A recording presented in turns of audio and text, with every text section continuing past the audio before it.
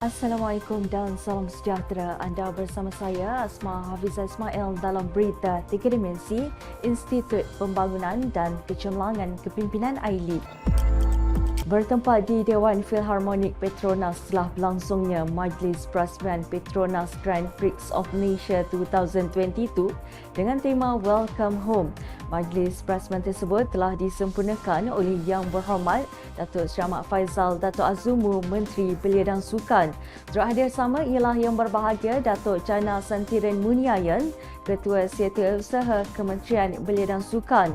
Menurut Yang Berhormat Datuk Seri Ahmad Faizal, MotoGP Malaysia mempunyai impak yang positif terhadap ekonomi negara, malah ia merupakan program yang signifikan buat Kementerian Belia dan Sukan untuk menarik minat anak muda di negara ini mencuburi sukan pemotoran. Yang Berhormat Menteri juga turut mengucapkan tahniah kepada Sharifuddin Azman atas sinonim dengan panggilan Damok yang terpilih sebagai pelumba wildcard dalam kategori Moto3 pada Petronas Grand Prix of Malaysia 2022 yang dijadualkan pada Oktober nanti. Mari sama-sama kita memberi sokongan yang hebat pada pasukan kegemaran anda. Pelbagai aktiviti menarik juga turut disediakan selain aksi di dalam litar pada 21 hingga 23 Oktober 2022 nanti.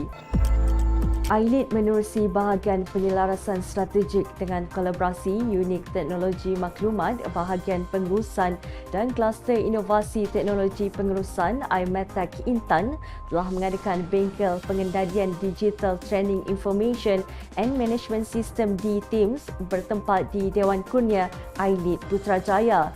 Program ini telah melibatkan penyertaan pegawai-pegawai dari Ibu Pejabat, Akademi Kenegaraan dan Kem Wawasan Negara di seluruh Malaysia.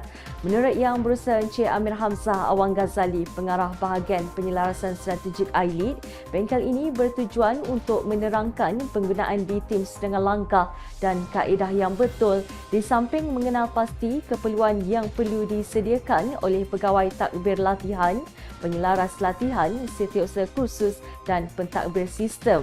Tambah beliau lagi, di Teams merupakan sistem pengurusan latihan yang dibangunkan secara dalaman oleh Institut Tadbiran Awam Negara Intan yang telah dipersetujui untuk dipraktikkan bersama-sama oleh warga AILID.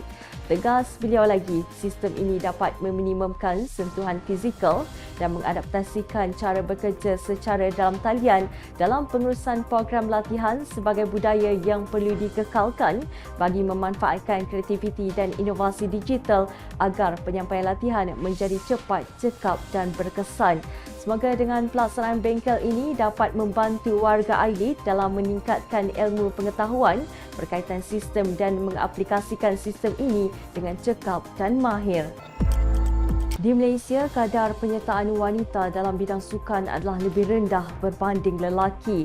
Menyedari kepentingan untuk memberi galakan kepada kaum wanita agar terus kekal aktif dan melibatkan diri dalam bidang sukan, AILID menerusi Kem Wawasan Negara Maran Pahang telah melaksanakan program Wow Talk at AILID yang memfokuskan topik aspirasi wanita dalam sukan.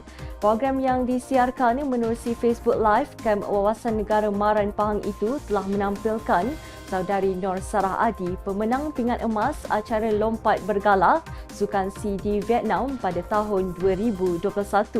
Menurut saudari Nur Sarah, industri sukan negara memerlukan lebih banyak inisiatif untuk mengetengahkan pendedahan serta penerapan bagi memperkasa dan mengembangkan bakat sukan dalam kalangan wanita, termasuklah mengutamakan kekuatan mental dalam meningkatkan keyakinan diri mereka.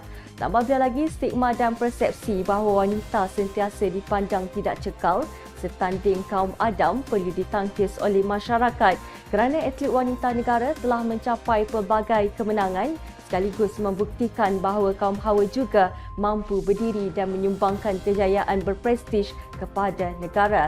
Semoga perkongsian topik sebegini dapat memberi semangat, motivasi dan inspirasi kepada golongan wanita muda bahawa mereka juga mampu mengorak langkah dalam menggapai kegemilangan dalam bidang sukan. Sekiranya kita ingin lebih banyak tuah dalam hidup kita, kita perlu mengambil lebih banyak peluang yang muncul. Sekiranya kita mempunyai impian, kita perlu berani untuk berkorban dan seterusnya berani mencapai impian kita. Sekian dulu dari saya, terus ikuti kami di semua platform media sosial iLead. Jangan lupa temui kami pada jam 3 petang dengan 3 berita penting 3 kali seminggu pada hari Isnin, Rabu dan Jumaat hanya di Berita 3 Dimensi. Saya Asma Hafizah Ismail. Assalamualaikum dan salam keluarga Malaysia.